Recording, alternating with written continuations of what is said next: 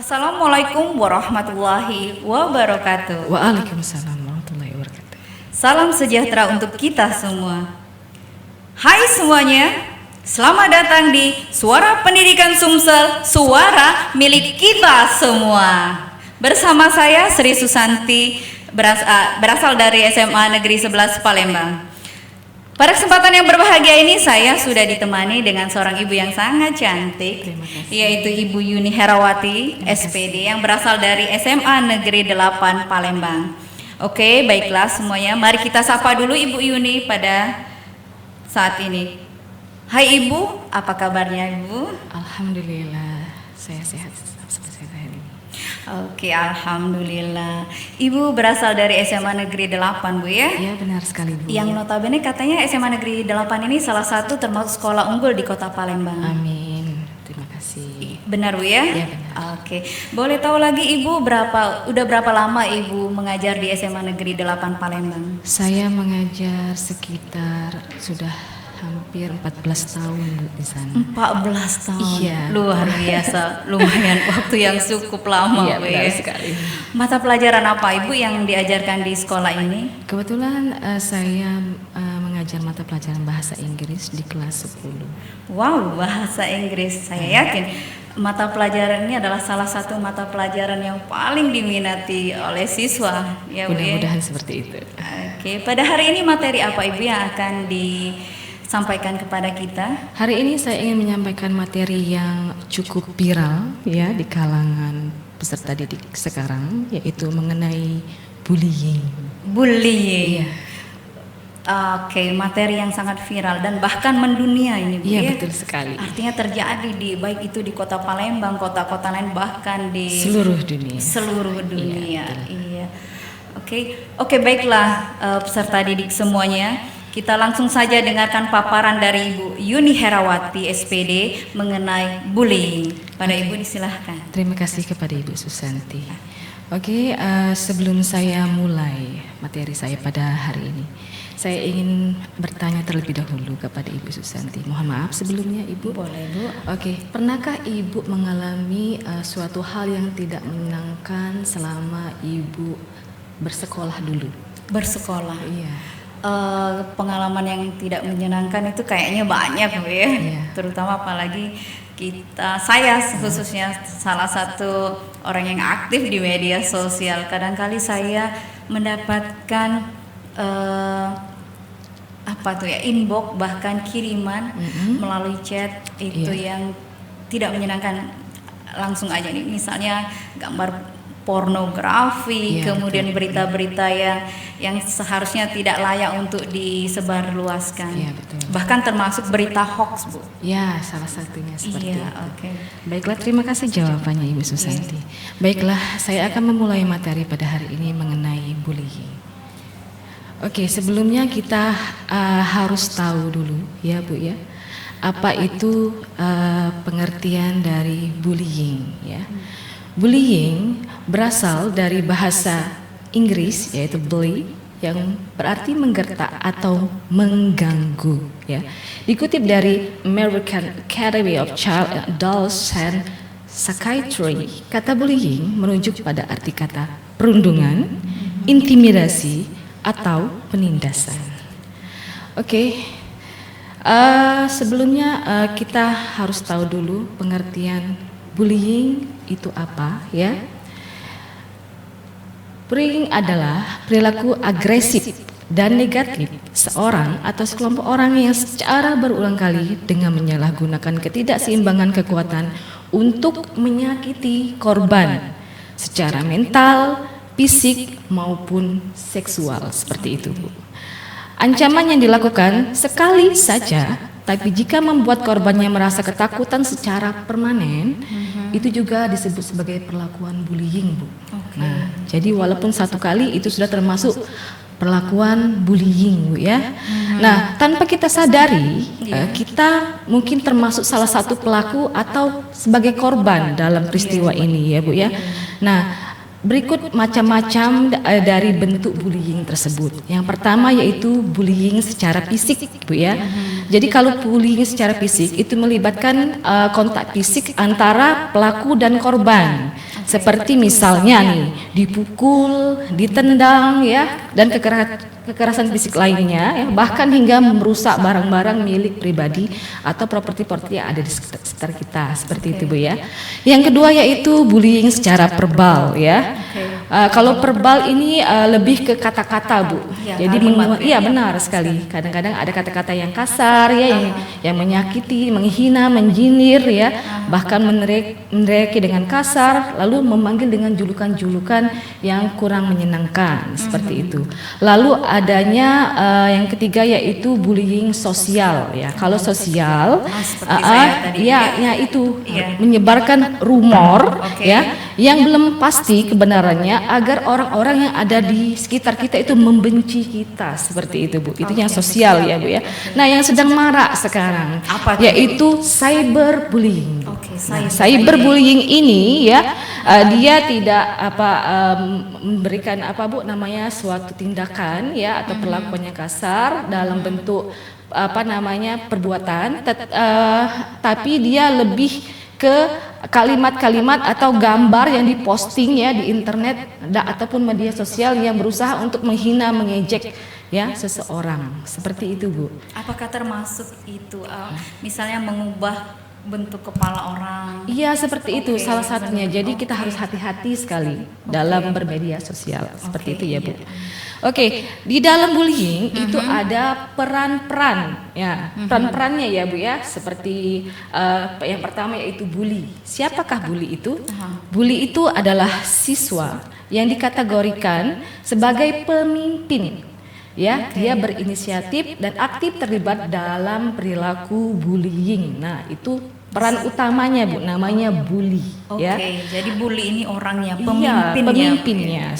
Dan yang kedua yaitu asisten bully. Nah, asisten bully juga. ini iya benar sekali Bu. Dia pasti ada teman kan. Oke. Dan dia ini adalah salah satu pemeran juga dalam bully ya, tapi dia cenderung bergantung atau mengikuti perintah dari pemimpinnya tadi, si bully tadi. Iya. Yang ketiga yaitu reinforcer, yaitu saat kejadian berlangsung, dia ikut menyaksikan, dia bahkan ikut menertawakan korban, lalu memprovokasi bully, mengajak siswa lain untuk menonton ya orang yang dibully tersebut. Nah, itu namanya reinforcer, Bu. Reinforcer. Iya. Lalu ada yang istilah namanya defender. Siapa defender itu?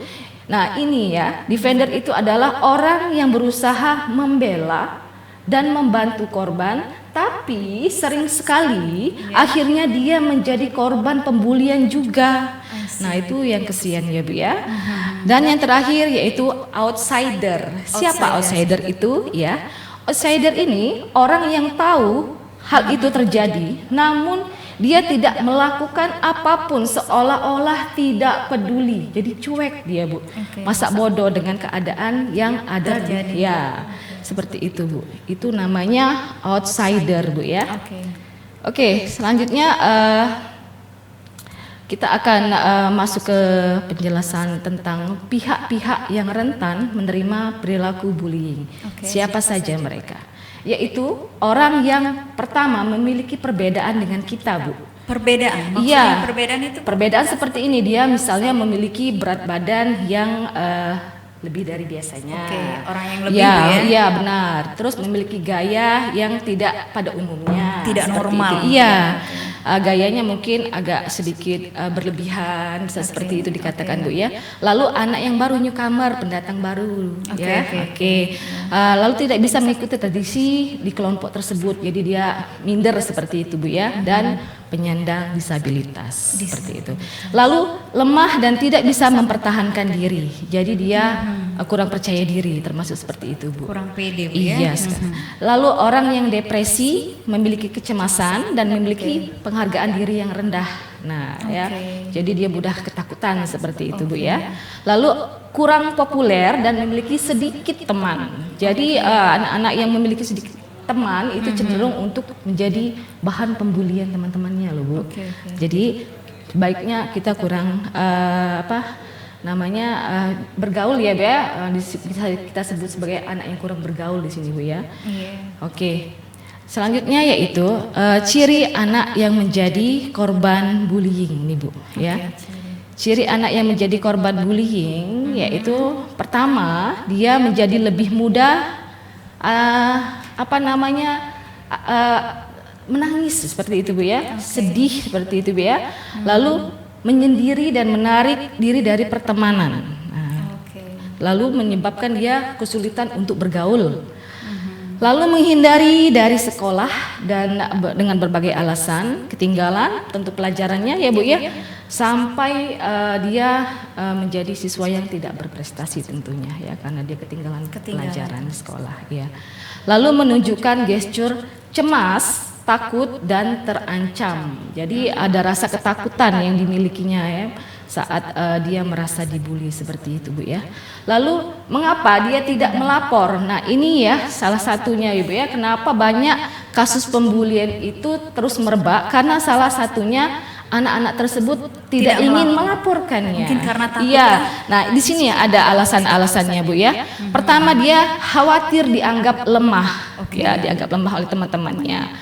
Lalu khawatir kalau ia melaporkan bullying ini makin banyak korban-korban selanjutnya seperti itu. Lalu yang ketiga yaitu memalukan Bu. Dia kan malu ya kalau sampai jadi korban, iya jadi korban pembulian tersebut. Lalu dia termasuk orang yang introvert atau pendiam dan menutup diri dari teman-temannya, dia tidak ingin orang lain tahu seperti itu. Lalu khawatir dibuang dari kelompoknya kalau seandainya dia diketahui dia sering dibully. Dia sering jadi korban pembulian nih, seperti itu ya. Lalu apa sih dampak dari korban pembulian ini Bu ya? Yang pertama dia akan merasa menderita ya. Lalu depresi dan cemas tentunya Bu ya. Karena dia tertekan kan ya, tertekan dan stres Bu ya. Lalu dia mulai mogok sekolah nih, malas datang ke sekolah sampai berakhir dengan putus sekolah. Ya, karena dia menghindar ya. Iya betul sekali Bu. Lalu kehilangan kepercayaan diri ya, hilang percaya dirinya ya karena sudah diejek tadi ya Bu ya. Lalu menyalahkan diri sendiri atas kejadian bullying yang sudah terjadi.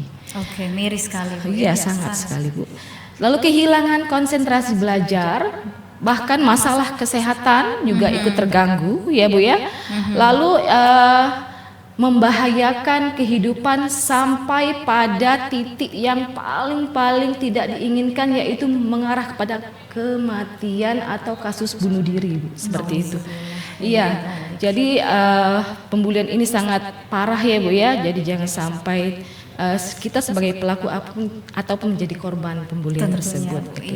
Bagaimana cara mengatasi bullying itu? Salah satunya Bu ya, pertama yaitu pemahaman tentang agama dan komunikasi. Jadi kita harus belajar tentang ilmu-ilmu agama ya, dan berkomunikasi dengan baik ya, menjadi makhluk sosial. Karena semua agama pasti mengajarkan kebaikan. Kebaikan.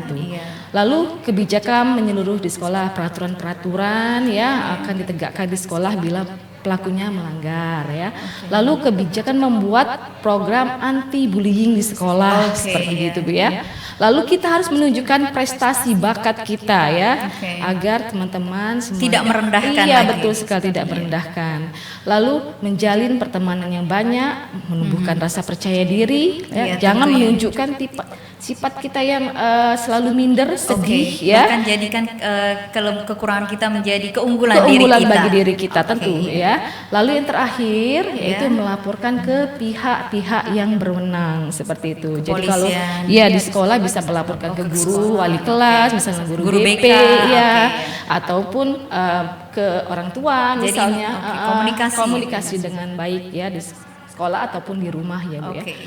Bullying ini Bu dalam hukum Indonesia diatur oleh Undang-Undang Nomor 35 Tahun 2014 ya tentang perlindungan anak dan pasal 170 KUHP tentang pengeroyokan, lalu pasal 310 KUHP tentang pencemaran nama baik dan penghinaan, lalu pasal 333 KUHP tentang penculikan dan pasal 335 KUHP perbuatan tidak menyenangkan dan pasal 351 KUHP tentang pengeroyokan ya Bu ya. Oke, data Komisi Pelindungan Anak KPAI sejak tahun 2011 sampai dengan 2017 itu telah mencatat kasus bullying yang ada di Indonesia itu sebanyak 26.000. Masya Allah. Banyak sekali kan. Nah, jangan main-main juga Bu dengan kasus bullying ini, karena diatur oleh undang-undang dan juga sanksi hukum yang berat kalau sampai kita terjerat ke dalam perilaku seperti ini, yaitu paling lama hukuman penjaranya sekitar 3 tahun 6 bulan loh Bu. Dan denda maksimal 72 juta. 72 Iya. juta. Jadi jangan sampai kasus pembulian ini membawa kita ke penjara. Seperti itu Bu. Oke, demikian informasi yang saya bisa sampaikan pada hari ini, semoga bisa bermanfaat untuk kita semua. Amin ya. Oke. Penjelasannya cukup menarik. Mudah-mudahan ilmu yang kita dapatkan hari ini bermanfaat untuk kita semua. Amin. Ya. Terima kasih Ibu atas paparannya. Oke, bagi peserta didik yang ingin menanyakan atau yang tertarik untuk mengetahui lebih banyak tentang materi bullying ini, silahkan menulis di kolom komen dan insya Allah nanti akan langsung dibalas dengan Ibu Yuni Herawati ya Bu ya. Iya. Demikianlah materi paparan kita hari ini. Kalau bisa saya tarik kesimpulan, artinya tindakan bullying ini adalah dilarang keras. Marilah kita bersama-sama mengatakan say no to bullying. Oke. Inilah yang bisa saya sampaikan. Terima kasih atas perhatiannya. Insya Allah kita akan berjumpa kembali di channel yang sama dengan materi yang berbeda tentunya dari pemateri yang dari sekolah lain juga ya lainnya Bu ya, dan mudah-mudahan kita nanti bisa berjumpa kembali Bu ya, Bu Yuni Herawati ya, dengan materi yang berbeda. Oke, itulah dari saya tutup dengan wassalamualaikum warahmatullahi wabarakatuh. Suara Pendidikan Sumsel, suara milik kita semua.